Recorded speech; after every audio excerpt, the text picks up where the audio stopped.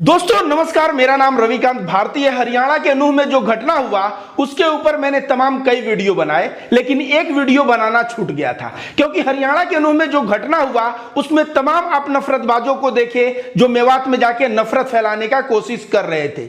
लेकिन एक दंगाई ऐसा है जो हमारे घर में घुस चुका है और हमें पता भी नहीं है, और वह शाम को जब रात का 8 या 9 बजता है टाइम, परिवार के सभी लोग जुटते हैं और उस वक्त होता है कि थोड़ा ज्ञान लिया जाए। न्यूज चैनल पे न्यूज चैनल जब खोलते हैं टीवी में तो एक दंगाई सामने आता है और वह नफरत फैलाने का कार्य करता है और पूरा का पूरा लोगों के दिमाग में इतना नफरत भर देता है कि उसी नफरत का नतीजा कभी कभी ऐसा निकल जाता है कि ट्रेन में आरपीएफ कहता है, मीडिया दिखा रही है कि पाकिस्तान से तुम लोग संचालित हो रहे हो, तो कहीं ना कहीं ब्रेन वॉश करके वह जो है हमको भी दंगाई बनाने का प्रयास कर रहा है और यह हमारे घर में घुस चुका है। आइए इस दंगाई का कुछ न्यूज है इसी से संबंधित, उसी पे बात करते हैं। राहुल देव जी एक ट्वीट किए हैं और ट्वीट में लिख रहे हैं, मेवात नूह की सामुदायिक घटना पर इस चैनल का शीर्षक पढ़िए और महान एंकर की बातें सुनिए। तो इस चैनल का शीर्षक क्या है, यहां पे देखिए, इस चैनल का शीर्षक पढ़िए और इनकी बातें सुनिए। शीर्षक क्या है, नूह हरियाणा। यहां देखिए, कितने पत्थरबाज कब परमानेंट इलाज, मतलब पत्थरबाजों का एक परमानेंट इलाज करने का एक बैनर। चले कट्टर पत्थर निकलेगा बुलडोजर। तीसरा है बरेली टू मेवात, सारे कट्टरपंथी आए साथ। इनके कहने का मतलब है कि बरेली से लेके मेवात तक जितने भी कट्टरपंथी हैं, मतलब कट्टरपंथी मतलब क्या, एक समुदाय विशेष के लोगों को टारगेट कर रहा है और कह रहा है जितने भी कट्टरपंथी है वो एक साथ वे सब आ चुके हैं। इसके बाद देखिए, भगवा से नफरत और शोभा यात्रा पे आफत, मतलब भगवा से नफरत, तो भगवा से नफरत हुआ था पठान फिल्म के समय, तो ये उस वक्त मुंह खोला होता तो इसको भी अच्छा जवाब मिलता। भगवा से नफरत कौन करता है, भगवा से नफरत कोई नहीं करता है। भगवा से नफरत, शोभा यात्रा पे आफत, शोभा यात्रा पे आफत भी कोई नहीं करता, लेकिन उस शोभा यात्रा में अगर पहले से ही तुम बोलोगे ससुराल आ रहे हैं, जीजा आ रहा है, और इस तरह का प्रोवोक करने का कार्य करोगे तो उसका नतीजा दंगा फसाद तो होना ही है, और वही हो रहा है। तो इस नफरतबाज जो आतंकी जो आपके घर में घुस चुका है प्राइम टाइम के समय, और उस वक्त आप जो इसको सुनते हैं, आपके दिमाग में जो नफरत फैलाता है, उसकी आपने देखा किस तरह का शीर्षक लगा के यह बातें कर रहा है। महान एंकर का नाम क्या है, अमन चोपड़ा। नाम में तो अमन है, लेकिन इनके कर्म में, इनके कार्यों में कहीं भी ऐसा कार्य नहीं करते जिससे समाज में शांति फैले। नाम अमन रख के काम जो है अमन और चैन बिगाड़ने का कर रहे हैं। आइए आगे पढ़ते हैं। फिर चैनल से पूछिए क्या है उनका परमानेंट इलाज। चैनल से पूछिए, जो यहां लिखा था ना कि परमानेंट इलाज, वही यह लिख रहे हैं राहुल देव जी कि फिर चैनल से पूछिए कि क्या है उनका परमानेंट इलाज। तो यह जानकारी दे दे कि यह राहुल देव जी जो ट्वीट किए हैं ये कौन है। यह जो है गुरु है अमन चोपड़ा के। अमन चोपड़ा इन्हीं से पत्रकारिता सीखा है, लेकिन गुरु भी आज देख रहा है कि चेला जो है, जो हम पढ़ाए थे, सिखाए थे, चंद पैसों में अपना ईमान बेच के और गलत चीजें कर रहा है। तो गुरु क्या करने का प्रयास किया, सही रास्ता दिखाने का प्रयास किया। और देखिए आगे क्या लिखे हैं, गूगल कीजिए किसने कहा था फाइनल सॉल्यूशन, मतलब परमानेंट इलाज का जो इंग्लिश से फाइनल सॉल्यूशन किसने कहा था। 60 लाख यहूदियों का संहार जो हुआ उसमें यह हिटलर जो है फाइनल सॉल्यूशन का नारा दिया था। और देखिए लिख रहे हैं कि कल सिपाही द्वारा 4 लोगों की रेलगाड़ी में हत्या को भी याद रखिए। तो राहुल देव जी याद दिला रहे हैं कि इस तरह से ये लोग नफरत फैलाते हैं, और जिस तरह से यह फाइनल सॉल्यूशन का इस्तेमाल कर रहा है, तो फाइनल सॉल्यूशन का इस्तेमाल 60 लाख यहूदियों को मारते समय हिटलर उसका इस्तेमाल किया था, और उसी शब्दों का इस्तेमाल जो है यह कर रहा है अमन चोपड़ा। तो राहुल देव जी वह बताते हैं कि इस महान एंकर की क्या एंकरिंग यह कर रहा है, और कहीं ना कहीं देश को जेनोसाइड की तरफ लेके जा रहा है। अंत में उनका इशारा है 4 लोगों की रेलगाड़ी में जो आरपीएफ ने हत्या किया, उस बात का भी जिक्र किया है। तो अमन चोपड़ा का आपने देखा क्या क्या है, कितने पत्थरबाज का परमानेंट इलाज। तो अब परमानेंट इलाज क्या करोगे, पत्थरबाज का परमानेंट इलाज क्या करोगे। जब पत्थरबाज का तुम परमानेंट इलाज करने को कह रहे हो तो नफरतबाज का भी परमानेंट इलाज करो। और इन दोनों का परमानेंट इलाज क्या होगा? इसलिए मैं कहता हूं कि ऐसा मत बोलो जो भारत के संविधान के ऊपर चले जाओ, और संविधान के ऊपर जाओगे, 1-2 FIR लेके बैठे हो शायद राजस्थान वाले मामले में, 1-2-4 FIR और हो जाएगा और तब तुम्हारी अकल ठिकाने आ जाएगी। बरेली टू मेवात सारे कट्टरपंथी आए साथ। अब मेवात में कौन मुसलमान रहते हैं? बरेली में आप सभी को पता है कि एक IPS अधिकारी का ट्रांसफर हो गया है। उन्होंने कांवड़ियों पे लाठीचार्ज करवा दिया था क्योंकि कांवड़िया जिद पे आ गए थे और उन कांवड़ियों का कहना था कि हम जो है इसी एरिया से जाएंगे जिस एरिया में मुसलमान रहते हैं। और जब कांवड़ियों पे लाठीचार्ज हुआ तो उस अधिकारी का ट्रांसफर हो गया। उस पे लोग न्यूज नहीं बनाए कि कांवड़िया किस तरह से उपद्रव कर रहे थे। भाई कांवड़ हमारे घर से भी लोग जाते हैं, बहुत शांति से जाते हैं। अगर कोई उपद्रव करेगा और कोई पुलिस वाला लाठीचार्ज करवाए तो न्यूज चैनल पे है, इसको चर्चा तो करनी चाहिए। यह जोड़ रहा है बरेली टू मेवात, मतलब मेवात के मुस्लिम को और बरेली के मुसलमानों को जोड़ दे रहा है और कह रहा है सारे कट्टरपंथी आए साथ। तो ये नहीं कह रहा है बरेली टू मेवात और सारे नफरतबाज आए एक साथ। यहां देखिए कह रहा है भगवा से नफरत, किसी को भगवा से नफरत नहीं है।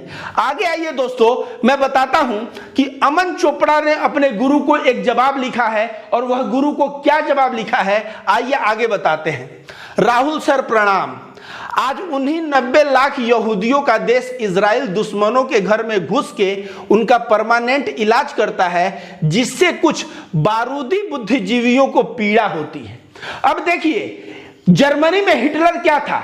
हिटलर ने यहूदियों को मारा। हिटलर मुसलमान तो नहीं था, लेकिन अब जो है इजराइल जो है झगड़ा किससे करता है? आप सभी को पता है, पैलेस्टाइन से करता है। तो अब कह रहा है कि इजराइल जो है उन्हीं यहूदियों का देश जब घुस के और लोगों को पाठ पढ़ा रहा है तब बुद्धिजीवी नहीं बोल रहा है, कुछ बारूद बुद्धिजीवियों को जो है कष्ट होता है। यह वीडियो इस नफरतबाज तक अगर पहुंचे तो मैं कह दूं यह एक बारूदी सो कॉल्ड चिप एंकर है जिसका काम है नफरत फैलाना। आगे देखिए, पत्थरबाजों के परमानेंट इलाज के विचार से आपको कष्ट का कारण क्या है? अपने गुरु से पूछ रहा है। समाज का हर वर्ग पत्थरबाजी वाली इस महामारी का फाइनल सॉल्यूशन चाहता है। तो इस भड़वे को बता दें कि समाज का हर वर्ग जो बोल रहा है ना, यह जो है अपने आप को हर वर्ग से जोड़ रहा है। नफरतबाजों का कोई वर्ग नहीं होता। तो समाज का हर वर्ग पत्थरबाजी वाली इस नई महामारी का फाइनल सॉल्यूशन चाहता है। तो मैं अमन चोपड़ा से बोल दूं कि समाज का हर वर्ग नहीं, हर वर्ग क्या चाहता है मैं बताता हूं। समाज का हर वर्ग एक गोदी मीडिया के जो भांड पत्रकार हैं उन भांड पत्रकारों से मुक्ति चाहता है और उन भांड पत्रकारों की जब नौकरी चली जाए और वह जो है टीवी पे न आए, इस तरह का फाइनल सॉल्यूशन चाहता है। आइए दोस्तों आगे क्या लिखे हैं। एक डीएसपी के सिर पे गंभीर चोट, इंस्पेक्टर के पेट पे गोली, जवान की मौत, दर्जन भर जख्मी। तो क्या इसमें नफरतबाज नहीं थे? इनको अंतर करना चाहिए था कि पत्थरबाज और नफरतबाज यह दोनों मिलके यह कृत्य किए हैं। तो यह जो है अपने बाप से पैसा लेके पूरे पॉकेट में भर के और एक समुदाय को दिन और रात कोसने का कार्य और दूसरे समुदाय का बचाने का कार्य यह गोदी मीडिया का गिद्ध पत्रकार करता हुआ नजर आ रहा है। इस गोदी मीडिया के गिद्ध पत्रकार की चालाकी देखिए। एक डीएसपी के सिर पे गंभीर चोट, इंस्पेक्टर के पेट में गोली, जवान की मौत। लेकिन यह कहीं लिखा है इमाम की हत्या, मस्जिद पर हमला? कहीं ऐसा लिखा है? यह नहीं लिखा है। क्यों? क्योंकि यह तो कसम खा लिया है। इसका बाप जो पैसा दिया है यह कसम खा लिया है कि हमारा दायरा जो है ना, भौंकने का दायरा उतना ही होना चाहिए जितने में एक पत्थरबाज कह रहा है सो कॉल्ड एक समुदाय को टारगेट हो सके। जहां वह लकीर पार करके थोड़ा सा इधर आया और कहा कि भाई इमाम को किसने मारा, वैसे ही इसकी नौकरी चली जाएगी और यह जो है ना कुत्ते की तरह बिलबिलाता हुआ घूमेगा। इसलिए यह अपने नौकरी बचाने के लिए अपने आत्मा को बेच के आके इस तरह से गोदी मीडिया पे दलाली कर रहा है। पत्थरबाजों को कवर फायर देने की आपकी मजबूरी समझ में नहीं आई तो ये पत्थरबाजों को कवर फायर दे रहे हैं अमन चोपड़ा। ये बताओ, तुम्हारे गुरु हैं और यह सही को सही बात कह रहे हैं तो तुम कह रहे हो पत्थरबाजों को कवर फायर दे रहे हैं। तो तुम नफरतबाजों के ऊपर मुंह नहीं खोल रहे हो तो इसको क्या समझा जाए ये बताओ। ये तो समझा जा सकता है कि तुम नफरतबाजों को कवर फायर दे रहे हो, और तुम्हारा चले तो स्टूडियो से कूद के आके और कवर फायर नहीं बल्कि फ्रंट पे तुम ही फायर देने लगते। देखिए इसमें इसका जवाब क्या है, आपको निरुत्तर होते पहली बार देखा है, आपका दिन शुभ हो। हिंदुस्तान में कहते हैं गुरु गोविंद दो खड़े काके लागू पाए, और बलिहारी गुरु आपनो गोविंद दियो बताए। तो गुरु का जो है ना स्थान कहीं ना कहीं भगवान से ऊपर होता है, लेकिन यह अपने गुरु को एक तो भटक चुका है, और इसका गुरु अगर सही मार्ग दिखाने का प्रयास कर रहा है उससे जुबान लड़ा रहा है, और जुबान ही नहीं लड़ा रहा है बल्कि कह रहा आप निरुत्तर हो गए। तो गुरु जी का जवाब सुनेंगे। गुरु जी लिखते हैं तुम्हारे संवाद के दलदल में उतरने की कोई इच्छा नहीं है, तुम्हें जो करना है करते रहो। ये कह रहे हैं तुमसे, तुम्हारे जैसे नफरतबाजों से क्या बात करना, वही कह रहे हैं हम तुमसे कोई संवाद करना नहीं चाहते, तुमको जो बोलना है बोलते रहो। उसके बाद जो है ना एक वसीम अकरम त्यागी जी हैं, अमन चोपड़ा को बहुत जबरदस्त जवाब दिए हैं। कह रहे हैं तूने जवाब पे शायद ध्यान नहीं दिया। उन्होंने लिखा है कि तेरे संवाद का मतलब है दलदल में उतरना, और दलदल कहां होता है, दलदल कीचड़ में होता है। मतलब उन्होंने डायरेक्टली और इनडायरेक्टली तुझको बता दिया कि तू कीचड़ है, और तेरे जैसे कीचड़ में अगर उतरेंगे तो कहते हैं ना, अगर if you fight a pig who will gets dirty, अगर आप एक सुअर से लड़ते हैं तो गंदा कौन होगा। तो तुम्हारे जैसे लोगों से लड़के और उसका जवाब देके ये राहुल देव जी जो है ना अपने आप को गंदा करना नहीं चाहते। और अमन चोपड़ा को देखिए यहाँ पे स्टूडियो में क्या लेके आया है, हाथ में देखिए दिख रहा है, ये हाथ में पत्थर लेके स्टूडियो में आया है, और कह रहा है जब मैं स्टूडियो आ रहा था तो पत्थर रास्ते में मिल गया, कोई पत्थरबाज पत्थर फेंका होगा।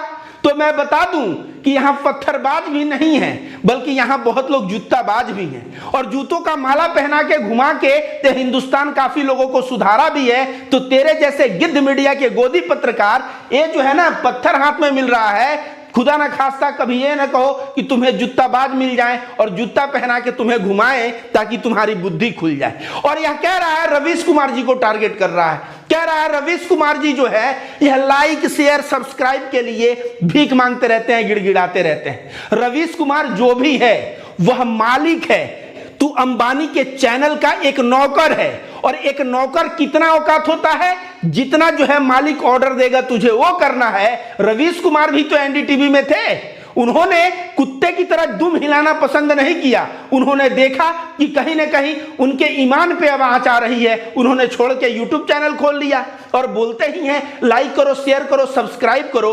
तो तुमको क्यों मिर्ची लग रही है, ये समझ लो कि वो मालिक हैं, और जो मालिक है ना वह अपने व्यवसाय को बढ़ाने के लिए तरीके सोचता है। तुम्हारी जैसे ये नहीं कि पॉकेट में माल चला आया उसके बाद एक समुदाय विशेष के खिलाफ नफरत फैलाने का कार्य रवीश कुमार जी नहीं करते हैं। इसका दायरा केवल एक समुदाय विशेष को परेशान करने तक ही सीमित नहीं है, बल्कि इसका दायरा इतना बड़ा है ना कि यह राहुल गांधी के नाम पे बदनाम करने की सुपारी ले लिया था।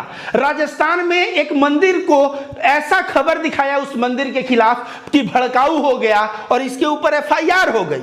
और मैं गारंटी देता हूं अभी तलवा चाटने वाला जो एंकर पीछे दिख रहा है ना, एक साल वेट करिए 2024 में इंडिया गठबंधन जीत के आएगा तो ऐसे पत्रकार इनका दो ही स्थान होगा, या तो किसी बिल में छुपे फिरेंगे, और नहीं तो यहां पे आएंगे ना तो दिन और रात जो है अभी जो व्यवहार कर रहे हैं एक समुदाय विशेष के खिलाफ वो नहीं करेंगे, और दिन और रात जो है अब कांग्रेस की और इंडिया गठबंधन की पार्टियों की चाटुकारिता करना शुरू कर देंगे। और उसका नतीजा कहीं ना कहीं गोदी मीडिया में दिखना शुरू हो गया है। अर्नव गोस्वामी को पहचानते हैं आप लोग, आजकल वह सरकार से सवाल करने लगा है। तो ये गोदी मीडिया के गिद्ध पत्रकार ऐसे ही होते हैं, वह देखते हैं हड्डी जिधर है उधर भौंकना शुरू करेंगे। अब 2024 का चुनाव है, आप वेट करिए। मैं कहता हूं या तो ये जेल जाएगा या तो घर में छिपा फिरेगा, या तो अगर स्टूडियो आता है तो स्टूडियो में सही बात करेगा। लेकिन अब इसकी किसी भी सही बात पे यहां के जनता को यकीन नहीं होगा।